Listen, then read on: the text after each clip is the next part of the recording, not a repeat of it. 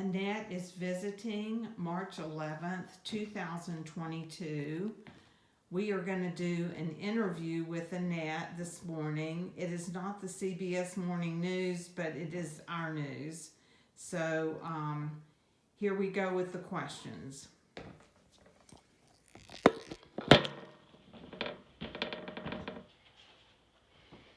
Okay, Annette, I know you were born in Frankfurt, but I'm curious about your family life, your mom and dad, their occupations, your siblings, just kind of what life was like growing up in Frankfurt. Okay, well, I had said to a childhood friend a few months ago, growing up in our little neighborhood of Tanglewood in Frankfort, Kentucky was paradise. It's the 1950s. You're born white in America post-war to middle-class parents who didn't lock their doors and kept the screen door with no lock on it open all summer. It was an idyllic childhood for me. It was like Eden. So we were a neighborhood that was constructed on the top of a hill overlooking the Capitol, and the neighborhood was kind of self-enclosed because of the topography. So we were houses built in the 40s and 50s, the baby boom, I guess, and there were many, many children my age. We had 3 acres, most of which was woods running down to a creek. And a lot of the houses on my side of the street were the same way. So the woods were kind of continuous, and that was our playground. There were a few empty lots, and those were our ball fields. But I would say there were about 50 houses. And in fact, not too long ago, I counted up how many Tanglewood residents are still there. I was born there 70 years ago. Of the 50 or so houses, 12, that's almost a quarter, have the original residents still living there 70 years later. I mean, they were children when I was growing up, and now they inherited their parents' houses and they still live there. A quarter of the neighborhood, I find that just a testament to what a lovely place it was to live. Absolutely. What I didn't realize was the undercurrent of racial tension that every place in America had, but I was oblivious to that until probably my high school years, which became the racial civil rights protests of the 60s. There was a small black college in our town, so there were residents, but they were sort of in their own little world, and I never realized until recently what life was like for black people in Frankfurt. Most of the mothers in our neighborhood had maids and did not work. We didn't have a maid. My mother said the people with maids have the dirtiest houses because they make absolutely no effort to keep their place clean. And she also said if you need a maid, your house is too big. So we didn't have a maid, but most of my playmates had a maid, even though their mothers didn't work. My mother had 2 part-time jobs. She worked as a secretary Monday through Friday, 8 to 12, church secretary, and then she was a church organist on Sundays. My father worked in state government all of his life, all of my life, and that was at the Capitol Annex, a walk down the hill. He walked to work and back twice a day. So that was his job. He was the director of research for the Department of Revenue. He was also an international tax consultant. So when I was very small, before my memory,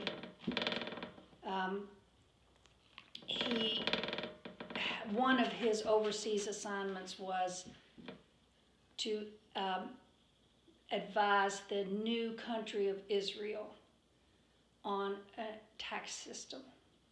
So when I was age 1 and 2, we lived in Israel.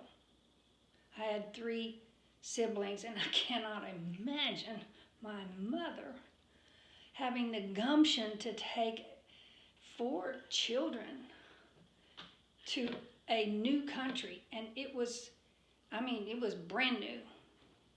I've read accounts of what it was like before the State of Israel was created in 1948, and it was described as dirty and backward, not because of the Palestinian population, but just because it had been battered for so many centuries.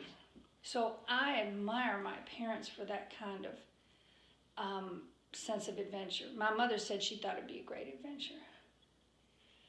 We had relatives in France. My grandmother was French, and so it gave them also a reason to spend time in Europe. And my mother says we spent time with our French relatives on the journey there and back. I was proud of my father's international working experience, and he would come to our school and give a slideshow on Thailand or Nicaragua, Ecuador. He had some very interesting assignments. So they were far apart in age, 15 years apart. My mother, when she was growing up in a new planned community, Norris, Tennessee, enrolled in high school, had the first high school social studies teacher, Mr. Herzl. He was 30 and she was 16, and they fell in love, big scandal. And 3 years later, they were married. So my mother's college career was short. She dropped out of Antioch College at age 19. And I often wonder what her parents thought of that, whether they thought my father was a worthy husband for her, because my grandfather was very well educated and came from the Boston Brahmin people, Grandgents in Boston and Cambridge. But my hunch is that my father was deemed to be a good person. He came from an uneducated family. He was the only person of his 12 siblings who went to college. Wow. And he put himself through college, essentially, Transylvania College in Lexington, Kentucky. He worked his way through, he boarded at the home of his chemistry professor, did housework for that very kind professor whom my parents kept in touch with all their lives, the Saunders, and he sold sandwiches on the street, for which he got put in jail as being a sort of a vagrant. And when I think about it, I think I had life on a silver platter. I really have no concept of what it was like to live through the Depression, war. I'm not saying I wish for that kind of hardship. I'm just aware of how lucky and easy my life has been. And easy because they made it easy for me by giving me a good education and by the gift of music. I credit my mother with that. Yes. Mm-hmm. Yes. Well, I mean, did you play the piano? You played the piano growing up. I did.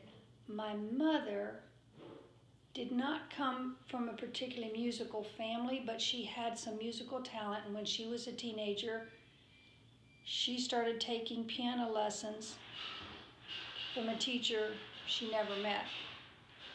Actually, she wasn't even a teenager at that point. She was just a young child, and it was the Depression. She was born in 1920. So when she was 9 or 10, she started taking piano lessons over the radio. And her parents couldn't afford a teacher or much less a piano. So you send off and you get a cardboard keyboard. Sigmund Spaeth was the radio teacher. I know his name just because it meant so much to her. So she took these lessons over the radio, and you would practice on your cardboard keyboard, and you would explain where to put your hands. And she loved it so much that she took the series through 3 times. And they saw how entranced she was. So for her 11th birthday, her parents got her an old beat-up upright piano. And she says to the end of her life, she said, that was the happiest day of her life. Because she could go put her finger on a key and make music. So, it's a very sweet story. Yes, it is. It is. So then she gets to be 13, and the family, during the Depression, her father had no work for 2 years. He had worked for Nabisco in New York as an architect. But he gets a new job designing, being part of a design team for a brand new community that's going to spring up in Appalachia when they dam the Clinch River to bring power to the Appalachian part of Tennessee. The town is named Norris after the senator who helped to push through the legislation to fund the TVA. They moved to Norris. A new school is built for the community that's springing up. And her social studies teacher is boarding, whom she married, my father, is the social studies teacher is boarding with somebody who's offering piano lessons. So now my mother at age 13 gets her first piano lessons. And she was quite good. She had the potential, she said, to go to the university, the Cincinnati Conservatory. She ended up not doing that. She enrolled at Antioch College in Yellow Springs, Ohio instead, which was less expensive, so that her younger brother, her only other sibling, there would be money in the family pot for him to go to college. So that was sort of the end of her formal music training until she was in her 40s. And I was probably 7 or 8. In our little town of Frankfort, Kentucky, 18,000 residents, 2 Fulbrighters returned from studying organ in Germany and were living in Frankfort and offering themselves as organ teachers. My mother had never studied organ, but she signed up as a new student. And it was just electrifying for her. And she'd always studied Bach as a composer, Baroque composer. He didn't really write for the piano, but you could play his works on the piano, and she had loved that when she'd studied piano. But now she could study his organ works. My brother was a young teenager. He was very musical, extremely musical. It was even from a toddler age. He would practice conducting to the long-playing records that they had on the record player. So he started taking lessons, and at that time he was about 14. So there was a lot of musical influence in my family, and my mother had signed all of us up, all 4 us kids up for piano lessons like every kid did in the 50s. And when I got to be in the 5th grade, she signed me up for harpsichord lessons with this Fulbright couple, because my legs were too short to reach the organ pedal board. But she and Roland were taking organ lessons. But when I got into the 7th grade, my legs were long enough, so I started taking organ lessons in the 7th grade. Wow. And at about that time, I was good enough that the organ teacher recommended me as a pianist for a small mission Lutheran church in a storefront. So I got my first job when I was in the 7th grade, $5 a week. And this allowed me to earn the money to buy my first horse when I was 12. But I credit my mother for giving me the language of music that has been a joy for the last 50 years. Yes. Mm-hmm. And it transformed my mother's life. When one of my favorite organ pieces, I remember loving, and I could hum it for you now. My recollection is my mother literally dancing around the dining room table, having this record on, and helping me to pick out the moments when the theme returns in the fugue. I mean, most people hate fugues, you know, it's where the melody comes out at the beginning and the people go out at the end. They just can't stand it. But it was so sprightly and joyful, and so it was played at her funeral. Awesome. Yeah. Awesome. Well, I know in high school you were a track star. Mm-hmm. Was that one of your highlights? Yes. I developed significant friendships that way because I was not beautiful. I didn't have the store-bought clothes. We were middle class, and you know, I was well clothed, but my mother made my clothes. She knitted my sweaters. I didn't have my first pair of store-bought pants till I was 13, and I bought them myself.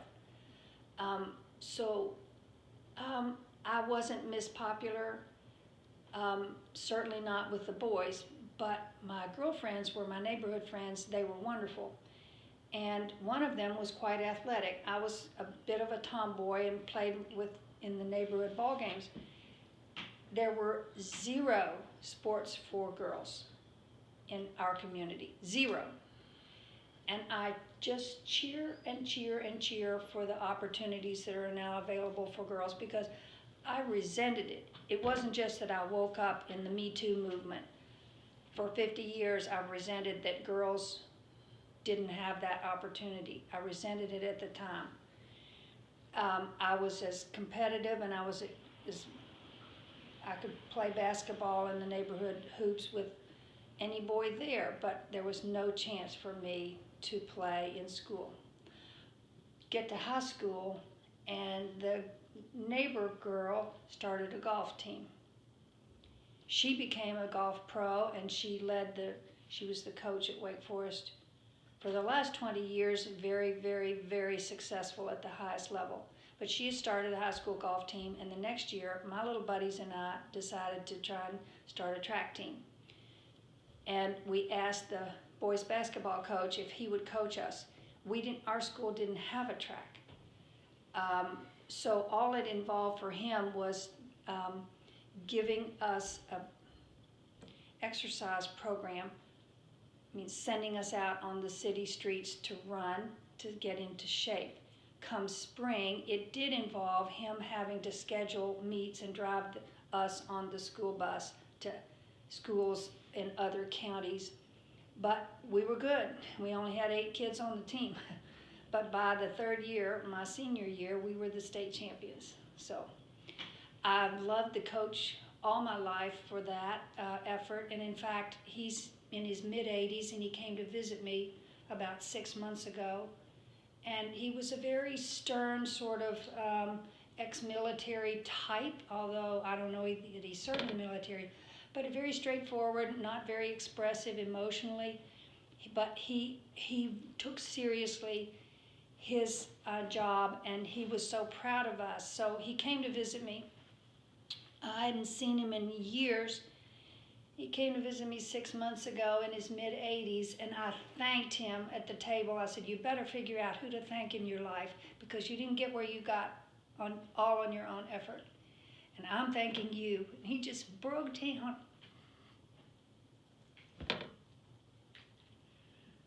So I formed that ethic, try hard. If I could sum it up in 2 words, what I learned from him is try hard. What a gift. Because there's really no teamwork in track, except in the relay team, which I did love. But other than that, it's just you out there. If you want to make a fool of yourself, not try, not be in shape, it'll show. Coach can't take you out and put somebody else in. So I learned you just try hard. And well, you've done that all your life, Annette. Well, yes, you have. It was a valuable lesson. You have honored that. And the other thing I got out of it that I see in retrospect was my friendship with black students who were on the track team also. A particular girl, Tanya Graham, a year older, she was on the relay team with me, and we just had a blast. And she would come up to my house with couple of other track friends. I mean, there was no racial discrimination or tension that I felt. And nothing was ever, I never felt anything from my parents that she was not welcome. And I had black boys, friendships with black boys, but I never challenged the unwritten social rule in our little town that you don't date across racial lines. I never had a date in high school until my high school prom, and a very nice boy that I'd been all through school with asked me to the prom. He never kissed me. It was just platonic, but I appreciated the fact that even though I had been friends mostly with the black guys, he was willing to sort of ask me, a sort of tainted figure, because I had been hanging out with the black kids, to the prom. And he was much, much loved and a very valuable person to Kentucky. He became the commissioner of tourism, and he died about a year ago. We all just loved him and missed him. Anyway, that was my only date in high school, even though I was drawn to some of these other guys, and occasionally they would come up to my house and we would work on our schoolwork together or something, but I never challenged the social rules to that extent. Neither did they. I found out later, particularly at my most recent high school reunion, which was last summer, our 50th reunion, one of the black girls that I had been very close friends with, she was not an athlete, but she was a singer. She became a backup singer to the Supremes. Are you kidding me? But she was a really fun person in high school, and she was beautiful. And so I sat next to her at the dinner of our reunion. We just had so much fun. I hadn't seen her in 50 years. And she told me stories she remembered about growing up in Frankfurt that reflected the restrictions that black people were living under that I had no awareness of. And I asked my mother died 11 years ago, and I asked her, maybe when she was 80, or in her 80s, what she had done in the civil rights movement. Because my mother had a real sense of fairness about her. And she was quite open-minded, and she said nothing. She said, I'm ashamed I didn't do anything. Then she caught herself and said, except once. She was at the small public library, which was in a big old-fashioned house downtown Frankfurt. And she was at the checkout desk, and a black man came in and wanted to check out a book, and the librarian said, we don't serve you. And he told her the title he was looking for, and she said, go up on the hill, which is where the black college was, and they had a library. He said, I went there, they don't have the book. And she just refused to serve him, and he left. And my mother was still standing at the checkout desk, and my mother said, I think you need to go outside. Take down the sign that says public.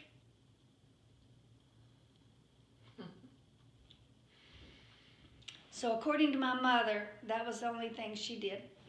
Later in her life, she was a volunteer tutor, and she got many awards in our little community for being Volunteer of the Year. She came from her father was very well educated, and her grandfather was extremely well educated. He was part of the American intelligentsia. No kidding. And, but on the other side of her family, her French mother came from a peasant family, and her French grandfather couldn't read.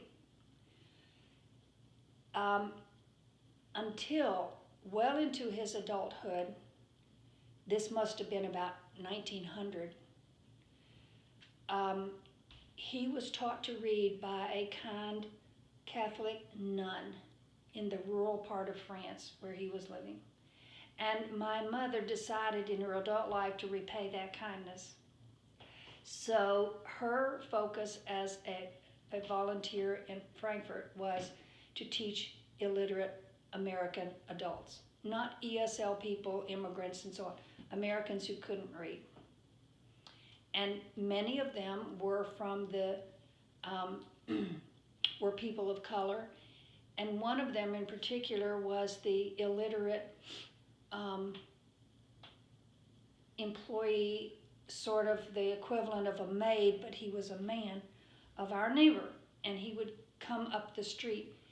And Mrs. Rush, who employed him, had employed him all of his life. He was a sort of, she treated him like a step and fetch it. We all loved him as a child. We could get Newt to go down and get us some candy at the store. But his employer, our neighbor, Mrs. Rush, the wife of a doctor, thought that was a bad idea for my mother to teach him how to read.